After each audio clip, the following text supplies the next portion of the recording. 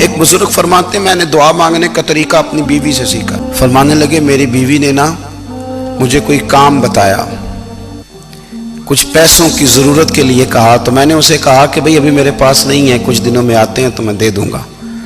عورتوں کی عادت ہوتی ہے وہ بار بار یاد کراتی ہیں. 2-4 دنوں کے بعد پھر اس نے کہا حضرت میں نے کہا تھا کچھ پیسے, میں نے اسے کہا کہ ابھی میرے پاس نہیں ہے, کچھ دنوں میں ملتے ہیں تو میں تمہیں دے دوں گا.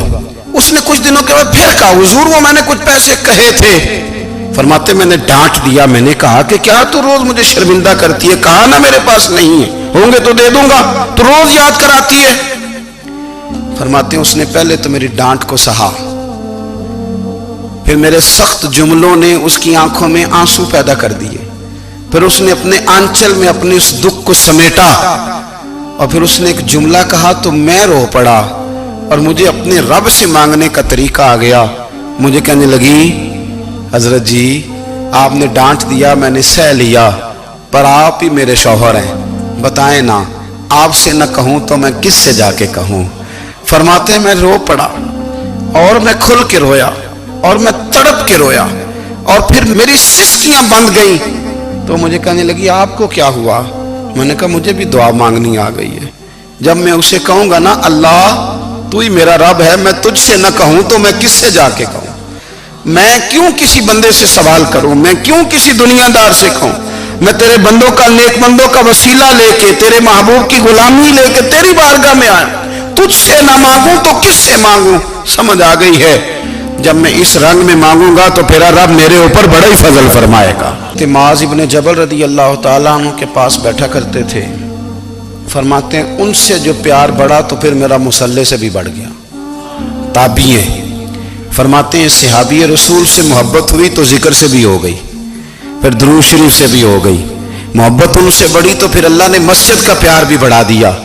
آپ فرماتے ہیں کہ میری ہر وقت بھی یہ چاہتی تھی کہ بس اللہ اللہ کروں, بس اللہ اللہ کروں, بس نہ میں ذرا تھوڑی جان چھڑاؤں لوگوں سے, کوئی 10 منٹ ملے تو میں کوئی 4 نفل پڑھ لوں, میں تھوڑا سا نہ بچوں لوگوں سے, اور مجھے تسبیح ملے تو میں نہ کچھ 400-500 دفعہ استغفار پڑھوں, سبحان اللہ الحمدللہ اللہ اکبر لا حول ولا قوت الا باللہ, میں نہ تسبیحات پڑھوں.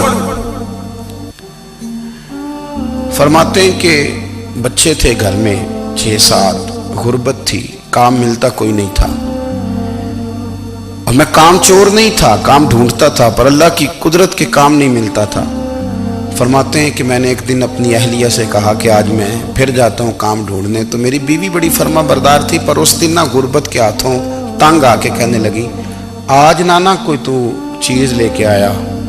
تو مجھ سے بچوں کی بھوک نہیں دیکھی جاتی, یہ سب روگاں دا روگ محمد جس دا نام غریبی, کنڈ بلا کے لنگ جاندے نہیں دوست یار قریبی. آج میں کچھ لے کے آیا تو میں بچے لے کے چلی جاؤں گی. شیخ فرماتے ہیں کہ میں بڑا پریشان گھر سے نکلا, پر میں نے صبح سے لے کے زور تک کام ڈھونڈا, کام ملا کوئی نہیں.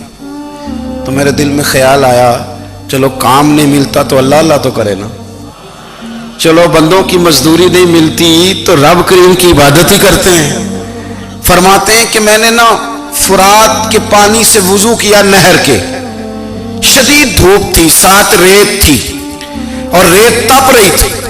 میں نے اپنا رومال وہیں مصلی کے طور پر بچھا لیا, اور فرماتے ہیں کہ زور سے لے کر عصر تک نماز پڑھی, دھوپ بھی پورے زور پہ, پر میرے سجدے کا ذوق بھی پورے زور پہ.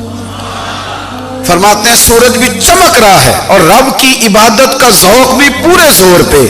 میں سجدہ کروں تو پھر میرا اٹھانے کو جی نہ چاہے. میرے استاد لکھا کرتے تھے, یہ ان کا شعر ہے, وہ کہا کرتے تھے مجھے سوز دے, مجھے ساز دے, اور مجھے نیم شب کا نیاز دے, دم سجدہ خود کو میں توڑ دوں, مجھے ایسا ذوق نماز دے. اور میں تیری بہار کا پھول ہوں, میں کھلا بھی ہوں تو تیرے لیے, مجھے میری شاخ سے توڑ لے, مجھے اپنی زلف کا ناز دے. بھائی فرماتے ہیں کہ عصر تک میں نے نفل پڑھے, دل ڈھلنے لگا, عصر کی نماز پڑھی اور میں وہاں سے چلا. اب میں جب نکلنے لگا تو دل میں خیال آیا کہ چھوٹی چھوٹی دیواریں ہیں گھر کی, بغیر کچھ لیے جاؤں گا تو بیوی دور سے دیکھے گی تو شور کرے گی کہ پھر خالی ہاتھ آ گیا ہے. کہتے میں نے اپنے اسی رومال میں جس پہ میں نے نماز پڑھی تھی نا, رومال میں की आखी दे पंजाबी च साफा कहते हैं, उसी में ना मैंने कुछ रेत भर ली कि वो दूर से देखेगी तो समझेगी कुछ लेके आया है, चलो जाके उसे बता दूंगा कि आज फिर मजदूरी नहीं मिली। कहते हैं वो रेत लेकर जब मैं घर में गया तो पहले बीवी दरवाजे पे खड़ी होती थी, पूछती थी खाली हाथ आ गए हो? आज मैंने देखा तो है ही कोई नहीं। फरमाते मैं अंदर दाखिल हुआ, सलाम लिए, कोने में मैंने वो रुमाल रख दिया और मैंने आवाज दी कि भली मानस कहां हो? तो वो कहने लगी आप मुंह हाथ धो ले, मैं रोटी लेके आई। मैंने कहा रोटी कहां से आ गई? यहां तो कई दिनों के फाके, तो कई दिनों की गुर्बत है, यहां तो इस घर में तो फकीरी है।